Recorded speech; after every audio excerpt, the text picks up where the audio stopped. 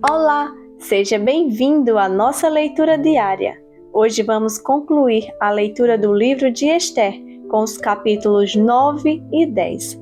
Ao longo dessa jornada, vimos como Deus usou Ester de maneira incrível para salvar o seu povo. E nos capítulos finais, vamos ver a vitória de Ester e Mordecai sobre seus inimigos, além da instituição de uma celebração que se tornaria uma marca de agradecimento e memória para o povo judeu. Prepare-se para refletir sobre o desfecho dessa história maravilhosa que nos ensina sobre a fidelidade de Deus, a coragem de Ester e o poder da oração. Vamos começar? Leitura dos capítulos 9 e 10 de Ester. A vitória dos judeus. No 13º dia do 12º mês, o mês de Adar, entraria em vigor o decreto do rei. Naquele dia, os inimigos dos judeus esperavam vencê-los, mas aconteceu o contrário. Os judeus dominaram aqueles que os odiavam, reunindo-se em suas cidades e em todas as províncias do rei Xerxes para atacar os que buscavam a sua destruição. Ninguém conseguia resistir-lhes, porque todos os povos estavam com medo deles.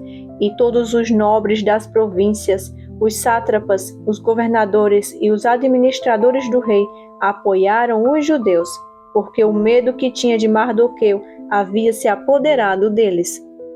Mardoqueu era influente no palácio, sua fama espalhou-se pelas províncias e ele se tornava cada vez mais poderoso. Os judeus feriram todos os seus inimigos à espada, matando-os e destruindo-os, e fizeram o que quiseram com eles. Na cidadela de Suzã, os judeus mataram e destruíram 500 homens. Também mataram Parsandata, Dalfon, Aspata, Porata, Adália, Aridatã, Farmasta, Arizai, Aridai e Vaizata, os 10 filhos de Raamã, filho de Emadata, o inimigo dos judeus, mas não se apossaram dos seus bens. Naquele mesmo dia, o total de mortos na cidade de Suzã foi relatado ao rei, que disse à rainha Ester: os judeus mataram e destruíram 500 homens e os 10 filhos de Raamã na cidadela de Suzã, que terão feito nas outras províncias do império. Agora diga qual é o seu pedido, e você será atendida. Tem ainda algum desejo? Este será concedido a você.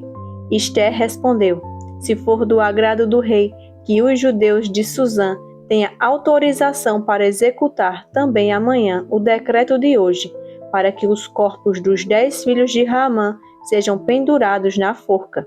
Então o rei deu ordens para que assim fosse feito.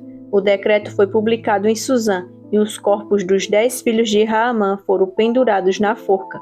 Os judeus de Suzã ajuntaram-se no 14º dia do mês de Adar e mataram 300 homens em Suzã, mas não se apossaram dos seus bens. Enquanto isso, o restante dos judeus que viviam nas províncias do império também se ajuntaram para se protegerem e se livrarem dos seus inimigos.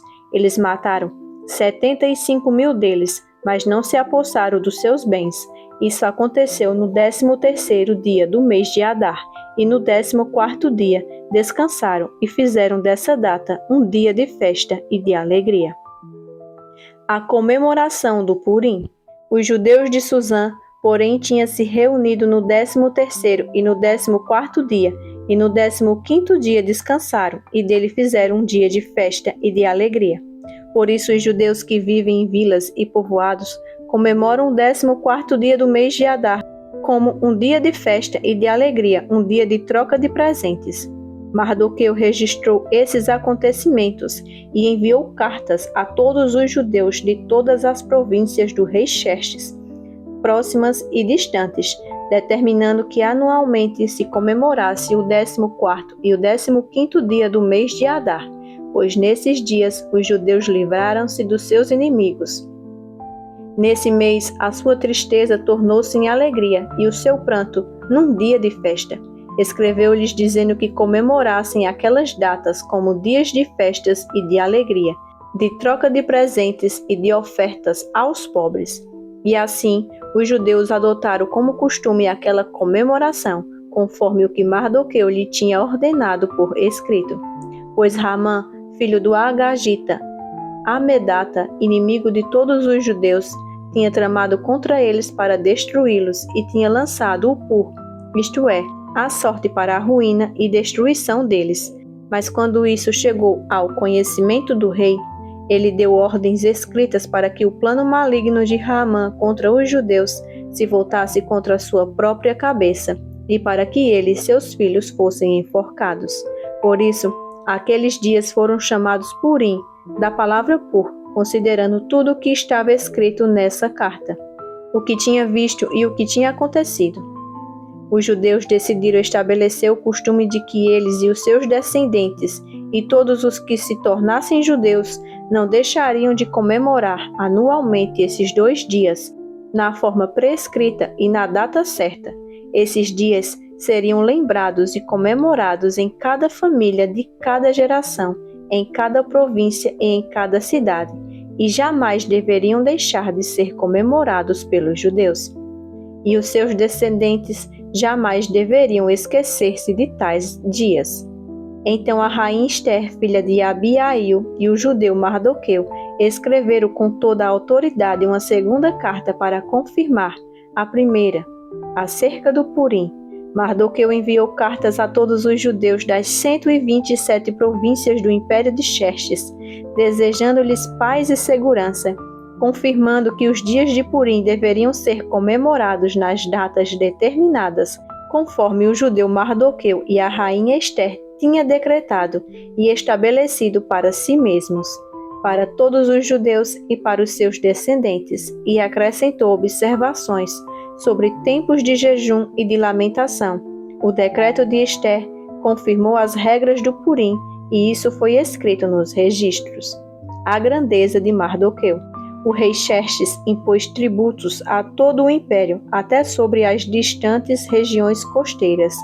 Todos os seus atos de força e de poder, e o relato completo da grandeza de Mardoqueu, a quem o rei dera autoridade, estão registrados no livro das crônicas dos reis da Média e da Pérsia. O judeu Mardoqueu foi o segundo na hierarquia, depois do rei Xerxes.